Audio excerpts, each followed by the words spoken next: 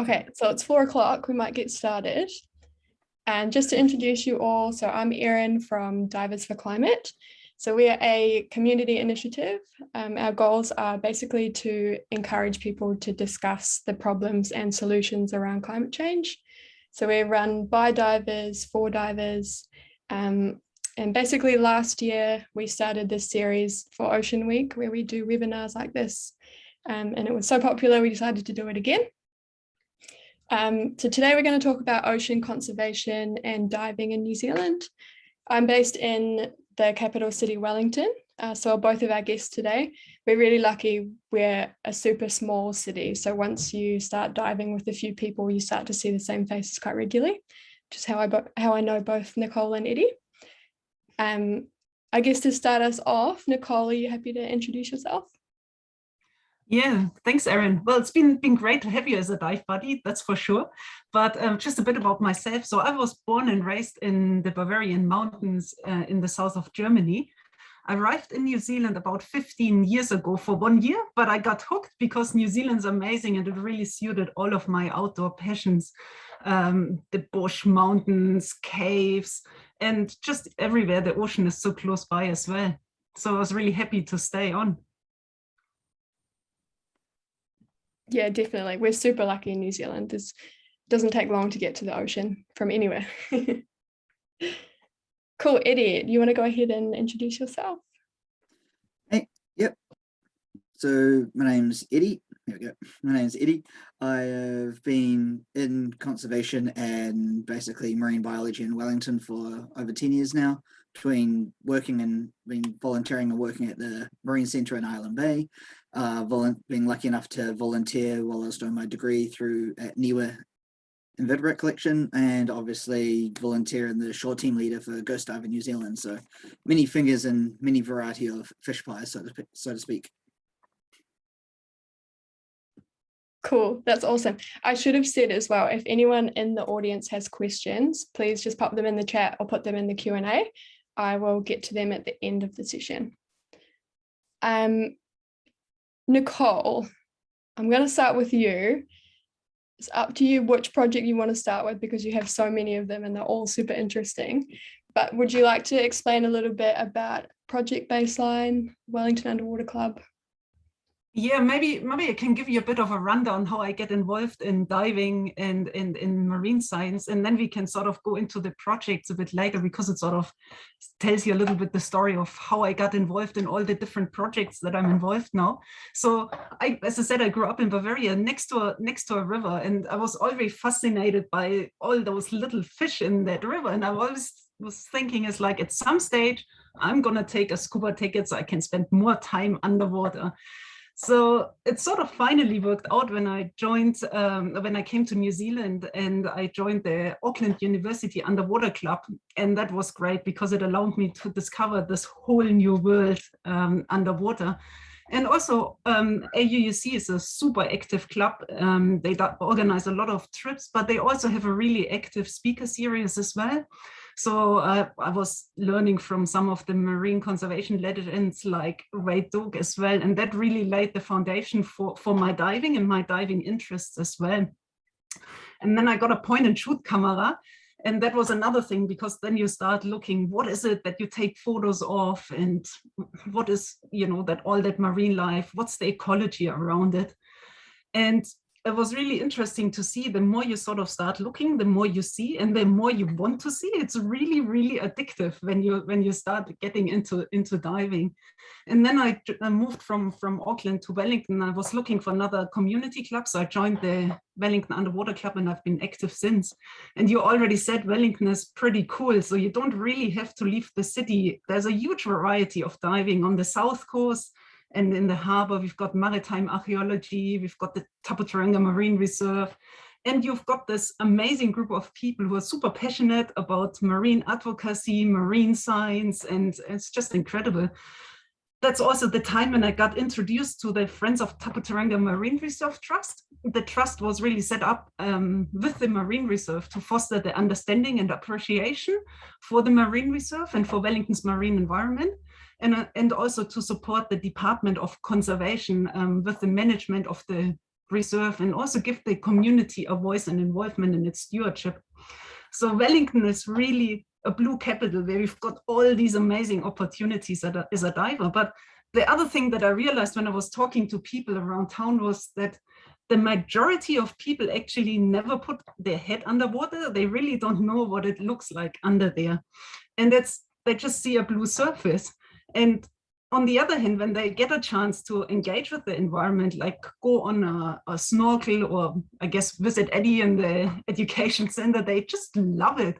And there was a real gap there in the need to share what I can see underwater in the marine environment and all that variety of marine life with people, but also the impact that we as divers can see as well, so people understand what it is, that the impact is that we have. And then I was starting to think around the citizen science projects as well. And then I started to go into all of these different areas. Should I continue with a couple of those or of the projects, Erin? If you're happy to, yeah. I just want to make one comment that I agree completely with, the sentiments around Wellington, because even when I go diving in warmer places and they hear that I dive in Wellington, they're always like, it's so cold, there's nothing to see there. It's so the opposite from the truth. There's so much to see when you get in the water here. Oh yeah, and it's generally for all of New Zealand, like the diversity of underwater landscapes is just incredible. When you think about Cape Reinga, Central Plateau, Southern Alps, it's the same diversity underwater as well. And also that we get lots of big fish as well. And I've met many people who come to New Zealand because of that sheer that underwater, dramatic underwater landscape and the amount of big fish. And then you add the diversity of seaweeds as well, that we have these lush underwater forests, and we've got like over 1,000 seaweed species. How mind-boggling is that? And then not just on New Zealand scale, we also got that diversity on regional scale as well. It's just like astonishes me so much. At the Poor Knights, you've got the caves and the cliffs and like lush gardens. And then we've got Wellington, we've got the harbor, the south coast. It's just incredible. Every time you go around a corner, you're in a different habitat, and that's just incredible. Yes, sorry, I've got to agree with you on that one. New Zealand diving is just amazing. Yeah, but yeah, coming back to Wellington and the projects, yeah, just that need to see that people don't really see under the surface in Wellington, and trying to identify what is it, what can we do, or what can I do to document and share what I see around that unique marine life. I was looking around the options, and before I started circling in on seaweed as a really neat little project for the Underwater Club, I had a chance to dive the kelp forest in California, and it was just incredible. And then I thought, hang on, I'm like on holiday, I'm diving these giant kelp forests, but I've got it at home as well. And I've never really before then actually saw those giant kelp forests as like an ecosystem as such. So I came back, and after that, I started reading up on a bit of the literature around that. And there's a study in the 90s that already showed that there was a lot more spots in Wellington that had giant kelp. And also that one of the drivers for is kelp existent in an area or not is the water temperature as well. So I thought, well, I'll just pick a dive site, and I picked one of our regular spots, and I started recording the area covered by floating giant kelp twice a year in winter and summer to see the difference, and link it up to the regional council water temperature sensor that is close by. And we started that in 2016. Now we've got 7 years of data where you can see the response of the kelp forest to the temperature. But over the last couple of years, and that's where you started diving as well, we saw a lot more pressures on those seaweed forests as well. So it's really about sedimentation, pollution, loss of habitat in general when you've got shore development, and overfishing is a huge driver as well. So that's coming into the mix on top of just like the water temperature as well. And then when I started designing the project, I was thinking about what is a good place, and I found Project Baseline, which is an international organization. That's where I thought, oh, it's great. They already got a database. It gives us a place where we can leave our records, and they are accessible to policymakers, to other people. So that was really good. And at the same time, we sort of started looking at events and doing a couple of outreach events, seaweed murals and other things. And then, of course, it started off from not just giant kelp into other seaweeds as well. And at that time, when we started getting into the outreach, it sort of linked up to the Lafrimo project. So Lafrimo now is a project that aims to regenerate Wellington's underwater forests. Back in the day, when we were looking at seaweeds and our seaweed project, we started engaging with Mountains to Sea Wellington. We had a bit of funding from the Henderson Community Trust, big shout out. That was great because it actually allowed us to do trial a couple of things and engage people from the Miramar Peninsula with our local marine environment. And we approached Mountains to see if they could run a snorkel for us. And we were particularly aiming at adults with their kids. So we went out through the schools and we said kids can sign up with their adults parent as well. So that people like have this shared experience over the generation. And Mountains to Sea were great as well because they actually jumped right onto the opportunity and went got totally passionate about seaweed, which was amazing. And then they developed this whole education kit for schools, both in English and in Trereo, and they got scientists to come in and speak. And now it's in the schools, and the kids start growing seaweed. And then just a year ago now, time flies, Mountains to Sea saw the opportunity to apply for funding through the Wellington Community Trust for a project to regenerate Wellington's underwater forest. And for both supporting carbon capture, but also biodiversity regeneration as well. And that's great because now we've got like science working streams and aquaculture research happening, and seaweed is growing, and we are already starting to look at potential restoration sites as well. So that's been great. It's been great. Yes, good fun. I can tell you more about other habitats later, but give Eddie a chance. No, that's so cool. Thanks, Nicole.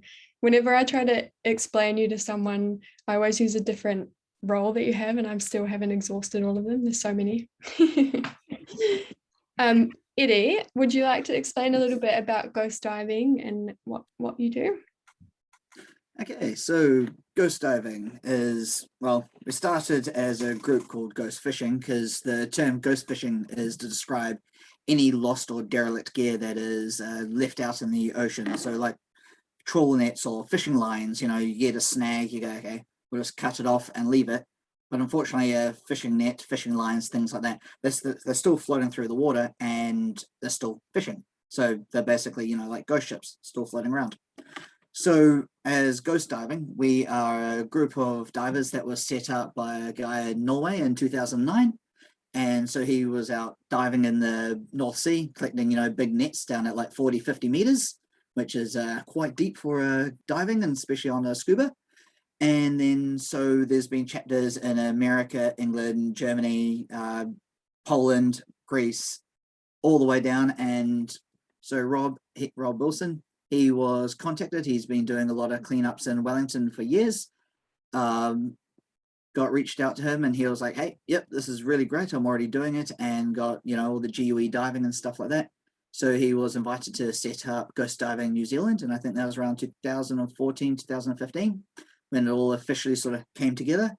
And then I joined in 2016, just saw an event on Facebook. I was like, that looks awesome. That looks like an excuse to go see some creatures and get my hands dirty. And came along and started helping out. Obviously all the rubbish. So you got scuba divers out in the water. You got free divers in the water. They're diving down, picking up all the rubbish, bringing it up.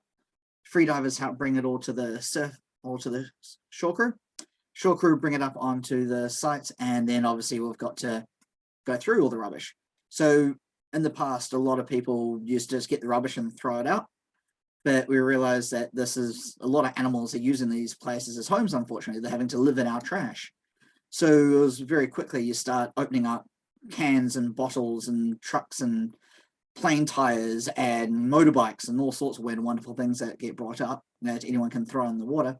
And then you'd be finding little fish and chitons and limpets and octopuses and stuff. And so I was at that 2016 cleanup when we were doing it just out in the front of Te Papa. Got an octopus and had it crawling around on my hand, one of the pygmy octopuses. So pygmy octopus, fully grown, will grow to the length of my hand. That's one of the most common octopuses you'll find in New Zealand, just, you know, kind of hard to see being that they're tiny. And so had this one crawling around, and there was the public walking past and the engagement and just the way that people were like, oh my God, this is actually living in our trash. This is actually in our harbour. And people were like, there's animals in the harbour other than spotties that eat all the bait off your hooks. And so it was just a case of Rob could hear me talking, and so I was like, well, what's this guy doing? He just does not stop talking and has got great public engagement. And then it was just a case of joining up, continuing to turn up to cleanups and working hard. And then I am now the shore team leader, so it's my job to look after every single person that turns up on an event and make sure the place is set up. People have got jobs, everyone's got life jackets if they need them, all the gloves, the nets, the hooks, the cranes, at making sure liaising with all the divers, the free divers, the kayakers, and everyone else that turns up in any other job that needs to be done. Yeah, I'm glad you mentioned the engagement, because I think that's what ghost diving does really well, is it, you know, it brings the marine life that are hidden in the bottom, in the sediment most of the time, right up onto shore where people can see them that they otherwise probably would have forgot about. Mm-hmm. What do you see most often when you pull up the trash? Okay, in terms of what kind of trash or the species of animals? The animals, the sea life. All right, so the sea life, it kind of does depend on site to site, but probably the most common things that we're finding is lots and lots of cushion stars, which are your really common ones. There's like literally trillions of them around New Zealand, the most common starfish. And then you'll also be finding lots of crab species, especially porcelain crabs. They've got a really tiny body and sort of quite large claws and stuff like that. Look really scary, but they're basically like a whole lot of brothers and sisters, more that they use their claws for pushing each other out of the way to get to the good food spots. Then we also find lots of limpets and a huge amount of ascidians and sponges. So these are animals that encrust and grow onto the trash. So when we bring up the rubbish, we have to take them off and put them back because they're now stuck and they can't crawl away and get away. But we also find heaps of triple fins. So the cool thing about New Zealand, we have 28 species of triple fins. I'm pretty sure it's only 28. I don't think Andrew's described any new ones yet. He's the fish scientist at Te Papa. Every single time I bring up the number, he describes a new species. I have to update it. And so we've got 28 species. All 28 are endemic. All 28 genus, all the genus that they belong to are endemic. And the cool thing is they are basically our version of the Galapagos finch. The Galapagos finch, as you know, helped Charles Darwin with his theory of evolution, having a look at all the beaks, evolved and adapted from one common ancestor. With the triple fins, they've separated when New Zealand, obviously 80 million years ago from Australia, and they've irradiated out, and they are all genetically related to one common ancestor. So that'd be the most common animals we find. Oh, that's really cool. Do you find that the engagement is kind of increasing as the years go on, or is it kind of steady? How do you? Definitely the engagement, because at first we would do like maybe that would do our big annual harbour cleanup, and obviously you're on the waterfront, a lot of people walking past, you'll always have a lot of engagement. But it's as we've done more cleanups and we've done more locations and we've been finding more animals and different animals, we've found the engagement increasing, as well as getting the advantages of having more underwater cameras, stuff like that. Being able to get the photos and getting photos of the animals in the mud, in the rubbish and things like that really helps engage people. But it's also having people there, like yourself, you've now joined ghost diving, and also like Andrew's at Te Papa, he's joined ghost diving. And so we've got a couple of other people that come along who know how to, you know, not only just go, this is a starfish, go, this is a starfish and this is what it does, this is how it moves, this is how it eats and things like that.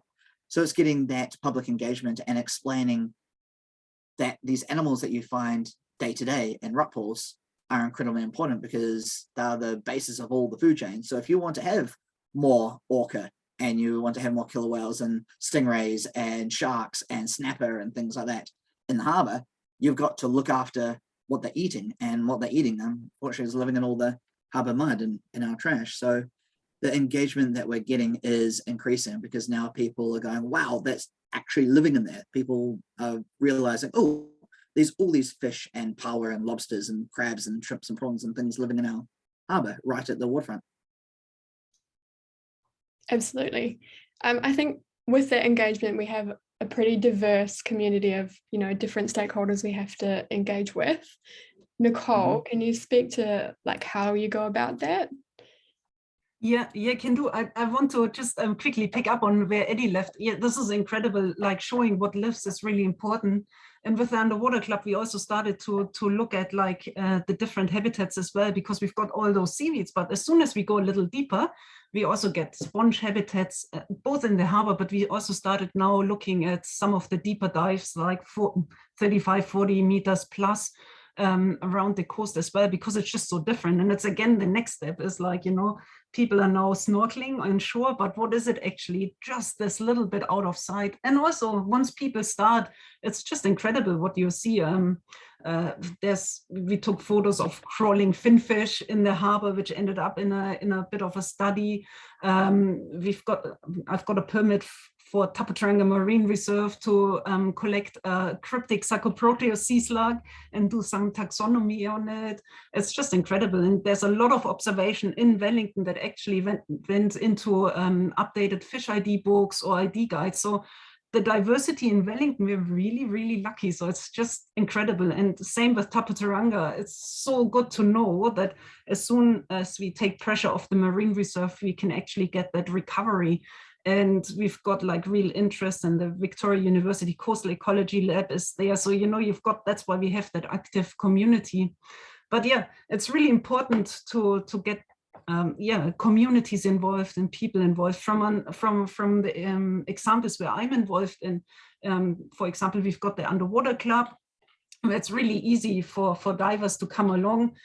For the more experienced divers, we usually go out with them and we try to identify suitable methods for monitoring, because we've got such a range of habitats. You really got to pick what you do, and you've got to be clear about the purpose of what you want to do and what you want to document, so you can pick the right methods as well. And we've got a huge range of methods in our toolbox now. I've got GPS-tracked video surveys and monitoring transects. I've done photogrammetry. We've got photo mosaics. We do time-lapse photography underwater. We've got the water temperature loggers out and all of these things. And it's been great to have you along as well to do some of the work. It's great, and it's good fun as well. But it also doesn't have to be complicated. You don't have to be a dive instructor, dive master, or a master scuba diver. You can actually come up with some really simple methods as well. And that's where we started looking, is how can we take all this complicated methods down to a really simple one. And that's where we ended up with Wellington's beginner account that we can run through the shops and the dive club, where everybody pretty much who is certified and happy to look after themselves underwater can give the first 10 minutes of their dive and count kinner in our project areas. And that's super easy. You don't need any special tools, any special equipment. You just go, you've got one person who looks at the watch and makes sure you do all right, and the other person counts. So that's really great. And of course, through Tapaturanga Marine Reserve, Different Head, that's another one where we try to do a lot of engagement as well. We're maintaining the snorkel trail in Island Bay, so that's a great opportunity for people just to go and do a self-guided tour. We've got some videos of that as well if people want to see. We are supporting fundraising events for the community snorkels, and that links in back with, again, the work from Mountains to Sea Wellington, who always run these amazing snorkel events. So if people want to volunteer snorkel guide or just drag their family along, that's a great way to see the underwater world. We are looking for sponsorship for postgrad scholarships from the Tapaturanga Marine Reserve Trust as well. That's $1,000. And then we often get the scholarship recipients again to share their learnings and their study and their science back with the community. And then something totally different is a couple of years ago, I created the 360 virtual dive tour of Tapotaranga Marine Reserve. And that's fabulous because you can take that to schools, to people who are physically not able to go scuba diving or just, you know, can't stand the cold water or don't like water. And that's like a whole different thing when people get immersed in VR. The kids go crazy, and the adults usually get a totally different view. So yeah, it's great. So there's a whole lot of different ways to engage people, but it comes back to two things pretty much. One is we need to have great science and baseline data. It's super important because there's a real danger that people have this shifting baseline, and that people, when they start diving, think that's always how it was, and you sort of don't really know, and it's really hard to compare it even to a couple of years ago. And we've seen this with the projects in the harbor where people go, I know it was different, but you can't quite say how much it was different. And then actually when you physically put a stake in the ground, and I think we went on a dive where we saw this marker that was placed at the edge of a kelp forest, and then we went like, hang on, where's the kelp? You know, that was insane. And I think it's just hard because underwater it's not visible. If we would think it's like half of the forest around Mount Victoria is gone over the last year, people would go, what's going on? What can we do? We need to do something. And we sort of have to create the same awareness about we need to do something. And actually, if we do something, the marine environment is actually really good in regenerating and it's quite resilient. So yeah, we really need to get the people involved. We need to get the divers involved to share their insights, you know, share their passion about what they do and what they see. And we have to share it in a way that actually allows action on, you know, even policy level and other things as well. People need to ask their politicians, really. Yeah, so all different levels. Yeah, absolutely. And I think that's kind of why I wanted to get both of you guys on today, because I think there's two, like, they're similar projects, but they're also similar in that they are engaging people in different ways, you know, like you can be completely on the shore and help Eddie with collecting, you know, removing the animals and putting them back into the water. Or if you want to get in the water, you can go snorkeling or you can go diving. They're both super important, I think. I guess I just want to talk about if you've had any challenges or learning opportunities within like the ocean conservation realm, if you know what I mean. Eddie, if you have anything you've kind of we're always having challenges. Like our biggest thing is when we get to a cleanup and, you know, like you get there and it's like 8 o'clock in the morning and you're starting to get set up, the sun's coming up, it looks amazing. Like Wellington City, it looks stunning. You see all, like you can see, go onto Wellington Live and you see all the amazing photos of all the cool places. And it's like literally just below the surface, it's a completely different ecosystem and it's a completely different environment. And you get down there and all of a sudden, you know, you're finding a can of DB from the 1991 Commonwealth Games. You're finding plane tires that haven't been used on a plane since the 70s. And we had to contact Dunlop and find out, like, how did this one get here? When was it last used? We're bringing up, we've got 92 e-scooters that we've pulled out so far. That's the minimum. That's when we started counting. So we've pulled out more, but 92 is our confirmed minimum number. We've also retrieved, I think it's about 12 motorbikes and scooters, and at least 4 or 5 of those have been stolen. One of them has stolen from like 10 years before we found it.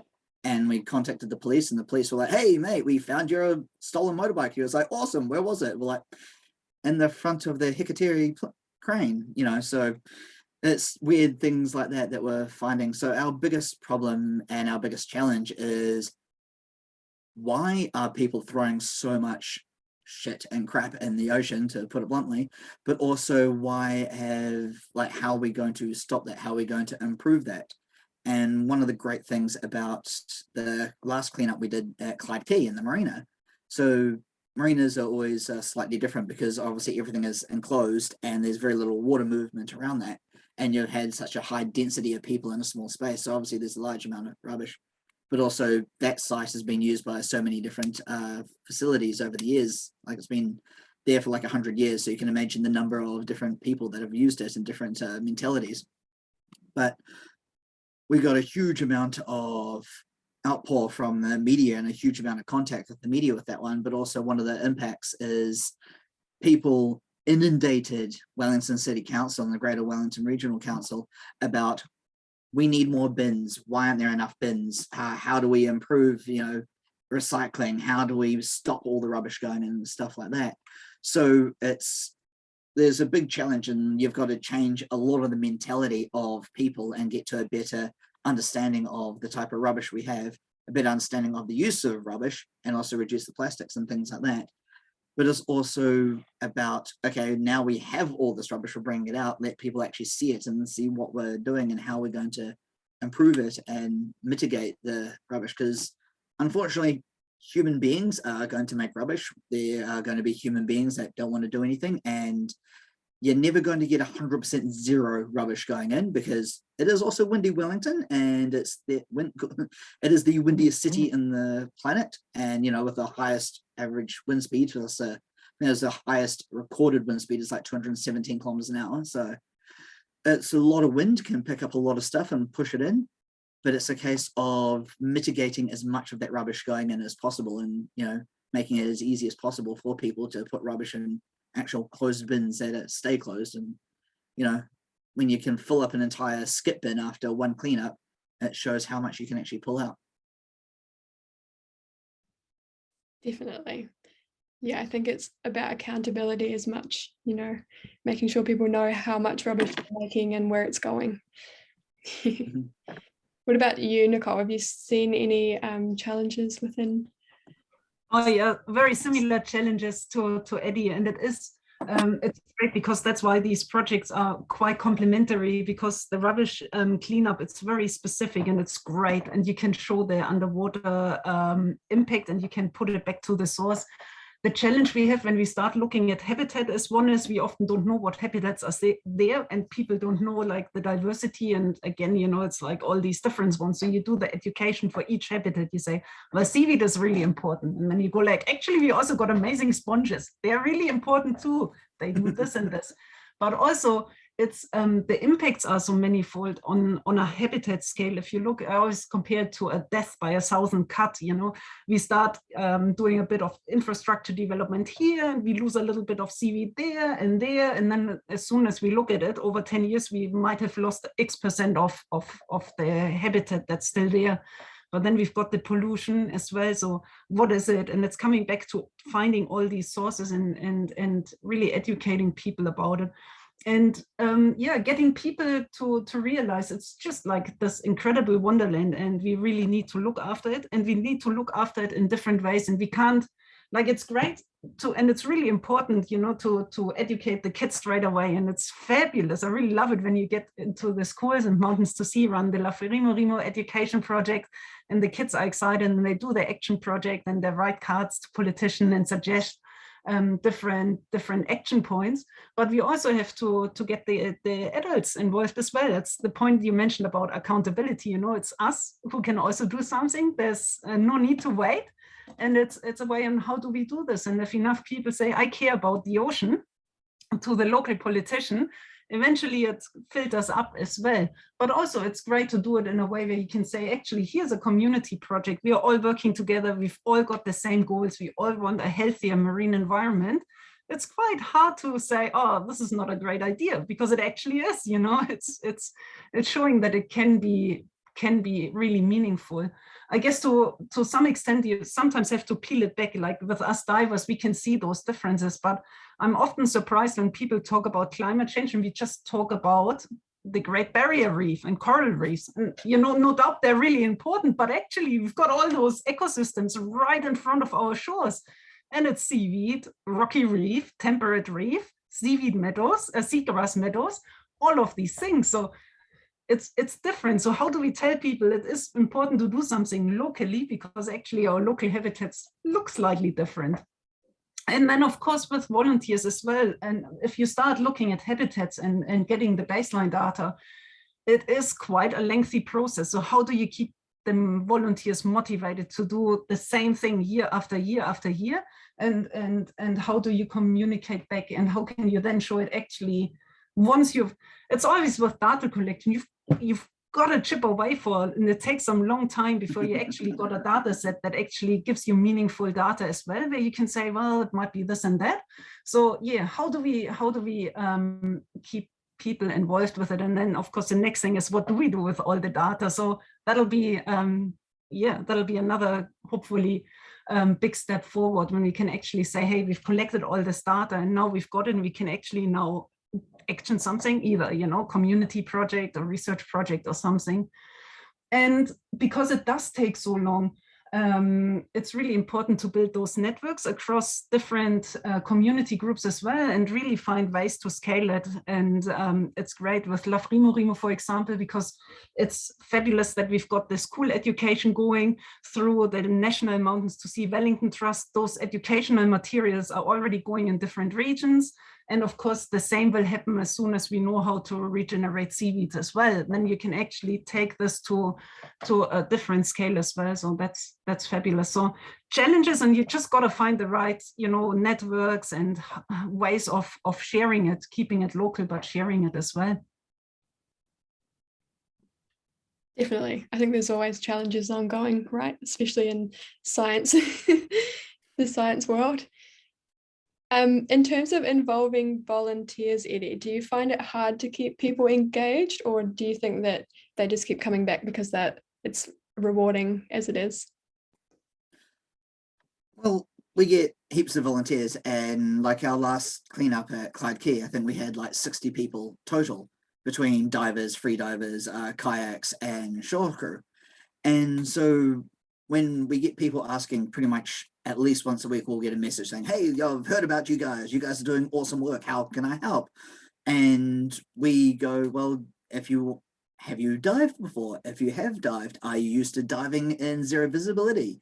Do you know how to do braille diving? The reason why we ask people if they can do braille diving is go into the harbor, you start diving, and as Nicole was saying, like the habitat there, you want seaweeds growing on the rocky areas, but that's only a very tiny fraction of what the harbor is. Most of the harbor is sediment, it's mud, it's silty, it's anoxic, it gets under your nails, literally. And so we ask people, do you know how to do braille? Like, how comfortable are you in zero visibility doing braille diving? Because you'll dive down and you'll pick up the cans and bottles, and literally it'll have a silt out to the point where Rob Wilson, he was on a dive and it got so bad, in order for him to see his compass, he actually had to get the compass and put it right up against his dive mask in order to actually see anything. It was, the visibility went that low. So some of the divers like, well, it's been about 10 years. My last dive was in Fiji with 100 meters viz, so quite different to Wellington.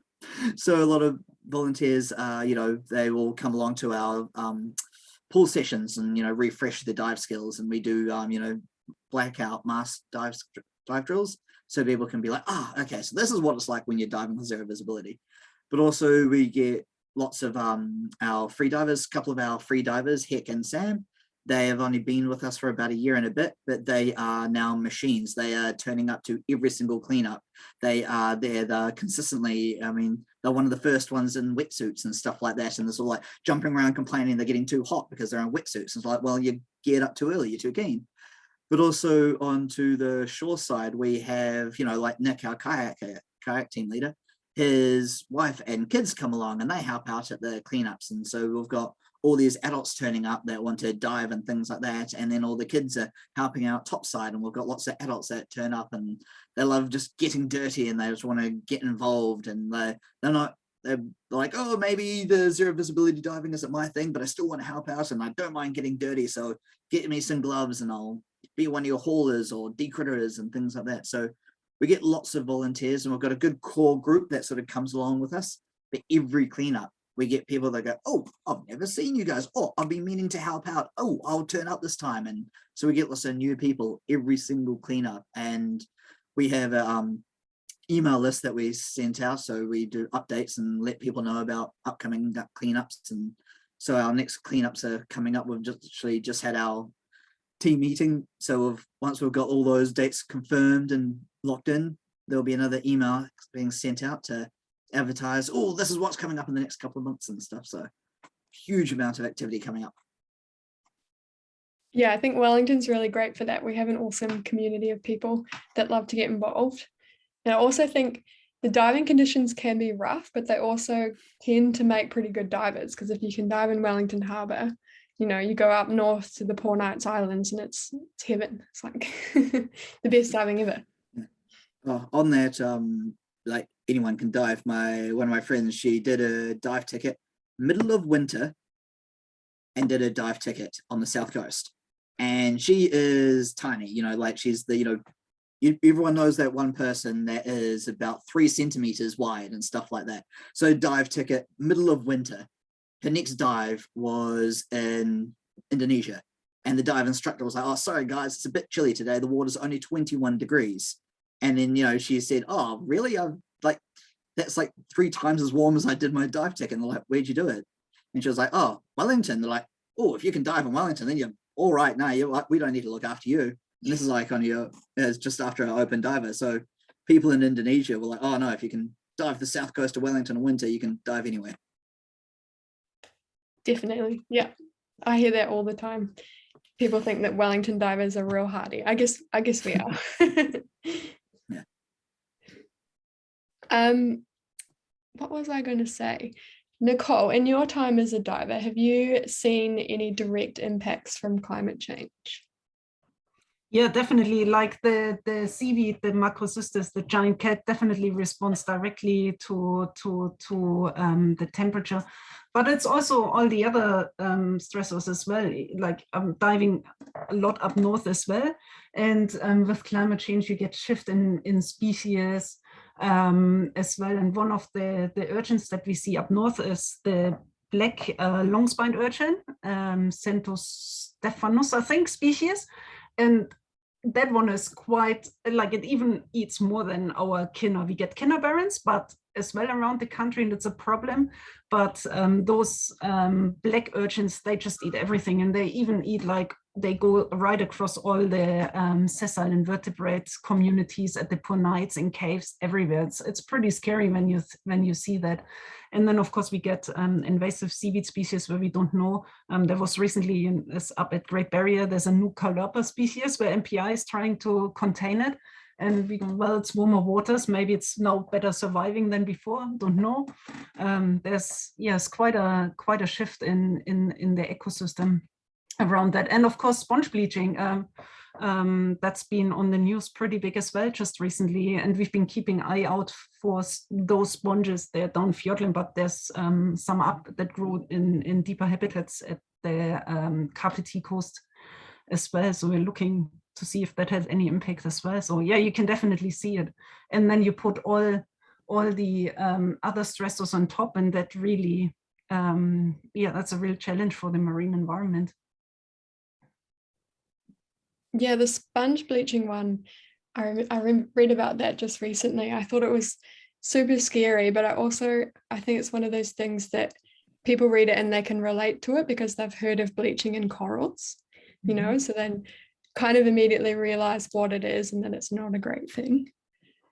Yeah, exactly. But then it's really about, it is really scary, but there's plenty of things where we can actually take hope as well. And Tapaturanga, for me, is the Tapaturanga Marine Reserve on Wellington South Coast is one of those beacons of hope, really.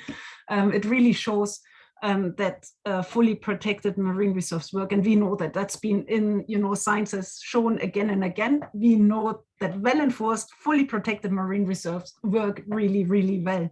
And of course, it can't be all marine reserves. And we just got to start looking at what is it how we want to go about New Zealand? What do we care about? And there might be an opportunity with the United Nations looking at 30% marine protection by 2030. And that gives us great opportunities to have conversation around marine protection, but also marine management. And looking at, we have Rahuis, we have my Taipura, that's all marine management tools, and they have a special purpose.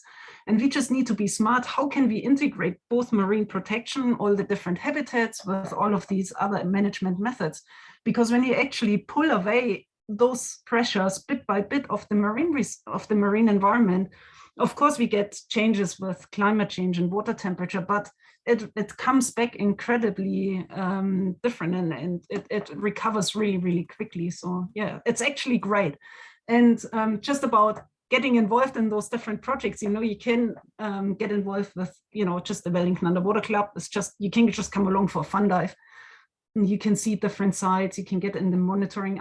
I can post a few links in the chat later on, but you don't have to join a club. You can just go and ask your local shop, it's like, hey, I want to count kinna. Or you just go out by yourself into the marine reserve and discover the snorkel trail. Or you just support those amazing groups, like ghost fishing as well. You donate ghost fishing, you can support Love Rimo. You can donate to grow a sea tree. You can become a friend of Tapaturanga Marine Reserve. Then you support upcoming scientists and support kids getting involved with the reserve as well. The virtual 360 tour will be on tour with the Dog Edge Film Festival this year. So it's part of the Dog Edge Festival program. So if you're in Auckland or Wellington, you can go and have a look at that one. And of course, just be interested, follow, share your passion. That's really important. Yeah, definitely. Nicole and I were talking about this week, about how important it is to be positive about things as well, and make people realize there is ways that they can help support ocean conservation. Mm-hmm. Yeah.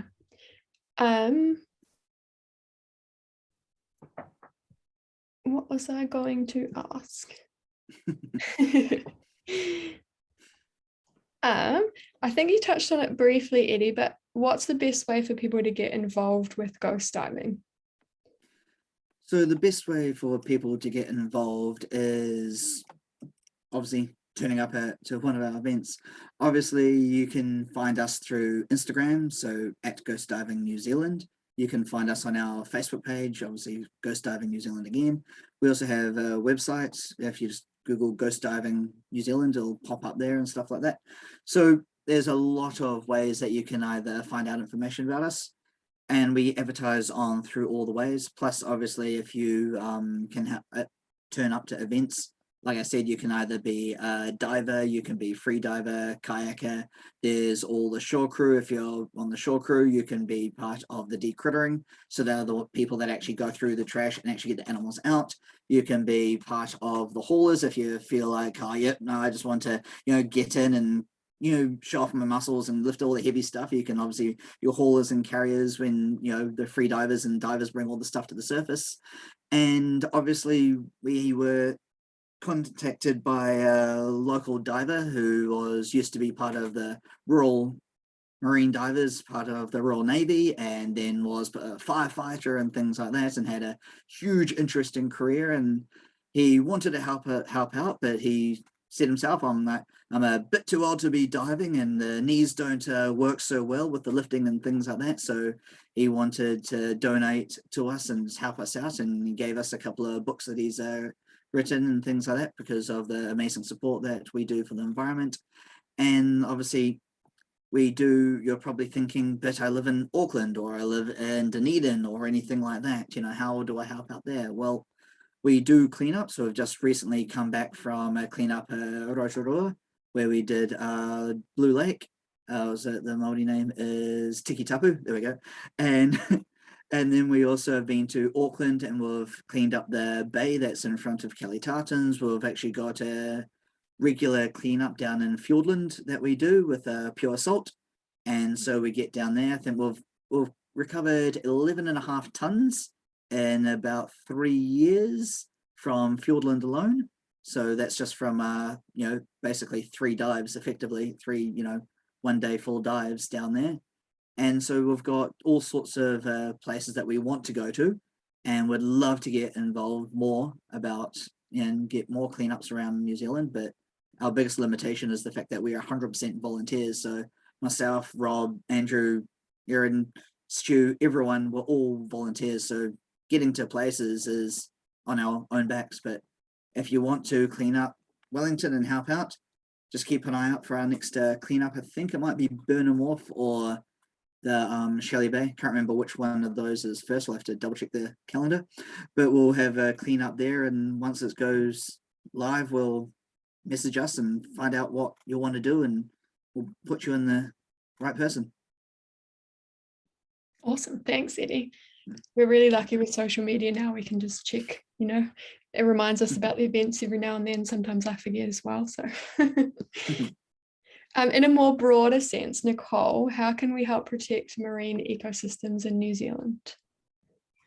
Yes, I think it's really important to recognize that our actions on land have a real impact on the marine environment. And it's just having that awareness around waterways, and it's not just right at the edge of the ocean. It is creeks, stormwater drains, and the coastal area as well. It's what Eddie said, you know, don't litter, but also be water sensitive. You know, don't wash your car in an area where it can run straight into the stormwater drain. At least go and, you know, put it on your lawn, or better, like, do it somewhere where actually the water gets recycled. It's the same, it's the use of herbicides. The Environmental Protection Authority was asking for information on glyphosate, and we've done a literature review and written up like a bit of a summary around the impact on seaweed because it's weed killer. It actually it inhibits photosynthetic activity, so it actually impacts seaweed as well. And there was a lot of spraying going around the entire coastline along the harbor, the marine reserve, and you go, you know, so do we really have to do this? And that say runoff sedimentation as well. And it is really lobbying, using, you know, telling your city and regional councillor, this is something you care about, you know, and we actually have to put that on the radar.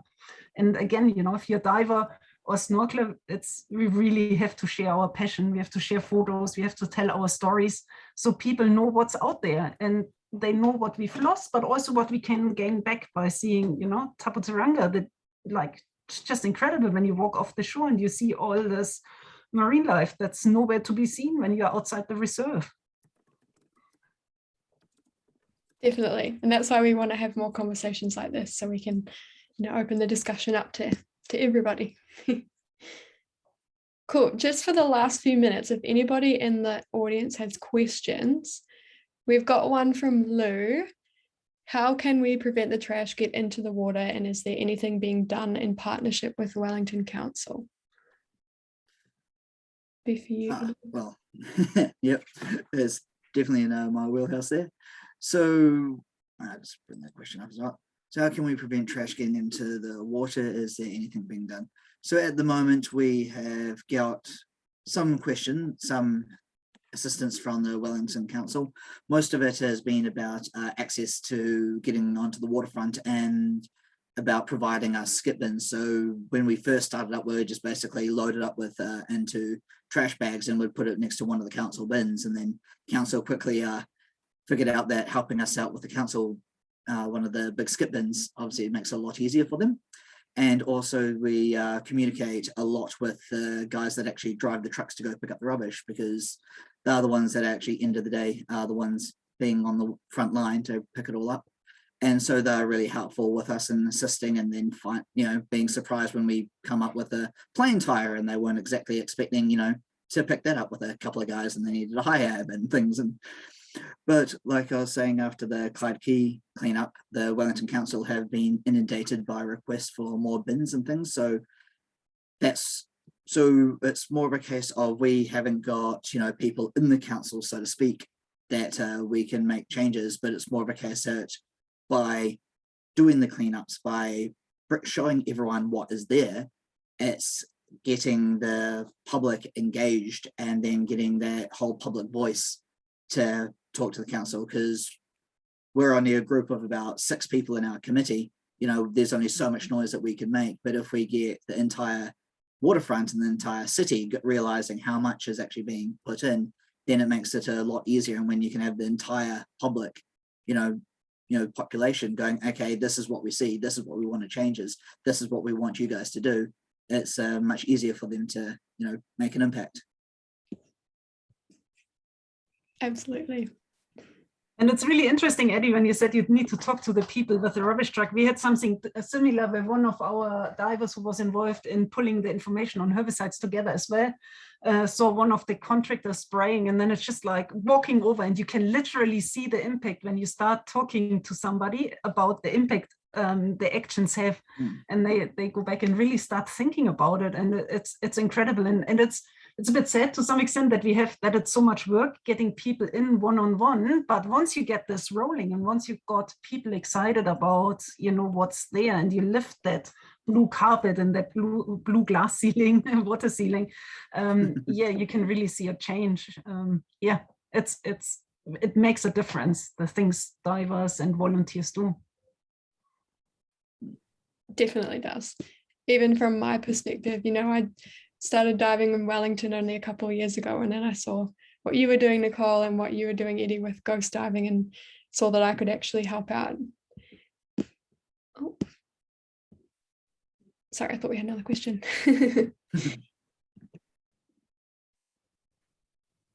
Okay, cool. Was there any other questions from the audience, or Nicole or Eddie, if you had anything you wanted to discuss, anything I've missed?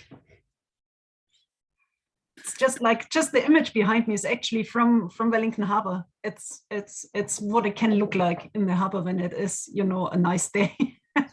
Yes, there is also the not so nice days, but if it is a nice day, it's just incredible. And we are so lucky, really. And I just wish we could take a lot more people and show them what difference it makes when we start caring a little bit. So hopefully we get a lot more people in the coming years involved in various projects, and we can actually also bring this all together, and we can start talking about, if we look at Kapiti Marine Reserve, we look at Mana Island, we look at the coast with the sponge habitats, then we've got Taputaranga Marine Reserve, we've got conservation work going on shore as well.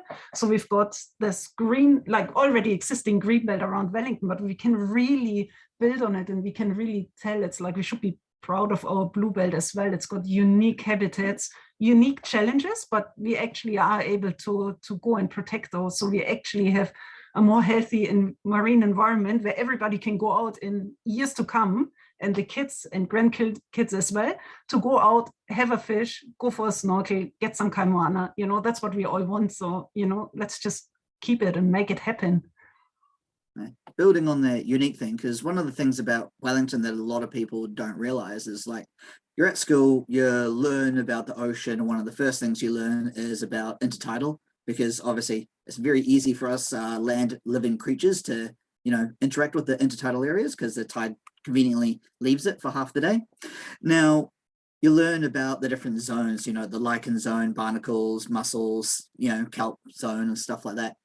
But one of the reasons why Wellington is so unique, and one of the reasons for the establishment of the Taputaranga Marine Reserve, was the fact that the south coast of Wellington, well, basically south of Paikokariki, down along the Miramar, down along the south coast, going along Cape Palliser and things like that, and the top of the Marlborough Sounds, it's actually lacking the mussel zone. There are no mussels on the south coast of Wellington. There are no mussels around the very top of the South Island and the Sounds there. But if you go to Wellington Harbour, you've got your standard, normal, typical ecosystem with the intertidal, while having all the mussel zone. And that's a big change as well, being that you've got all this water currents coming from around Wellington, and a lot of them are coming from the ocean. So you're coming from, two from the west and one from the east, and you've got the huge input of the Hutt River bringing in all the nutrients, and they found that there's actually a higher level of nutrients in Wellington Harbour than on the south coast. So if next time you guys are exploring, you go on the waterfront, you can see all the mussels down the wharf piles. Take the bus out to the south coast, you go along, and all of a sudden it's like, there are no mussels. And so that's something that's always fascinates when I've got kids at work and things like that, and people are like, but there's no mussels here. Where's all the mussels? We spent all class learning about mussels, and you come out here and it's like, well, it's one of the reasons why Wellington's unique and why our scientists get super exciting and super nerdy when we're on the rock pools of Wellington, because like, oh, there's no mussels. Why is this? And yeah, get a giant bit of a nerdism going on. Yeah, that's awesome. I think we definitely can't underestimate the power of just sharing photos and videos and how that encourages people to take action. Awesome. I guess that's kind of the end of our session. Thank you guys both so much. It's been awesome. I'm sure I'll see you soon. Yeah, thank you, Erin. It's really great. It's been so good to share this, and you know, also the work that the team does and how you found each other with Divers for Climate. It's really important to have those opportunities to present as well. So thank you. And yeah, you know, it's your engagement as well and your interest in all of this variety of diving. You know, it's great to see. Makes a difference. Thank you. I love it. I love getting to speak to people like you guys that are so passionate about the ocean, doing my bit as much as I can. And as I said at the start, this is recorded, so if you want to share it with anyone, we'll post it on the Divers for Climate Instagram, Facebook, everywhere. You can share it with whoever you like. Awesome. Cool. Thank you, guys.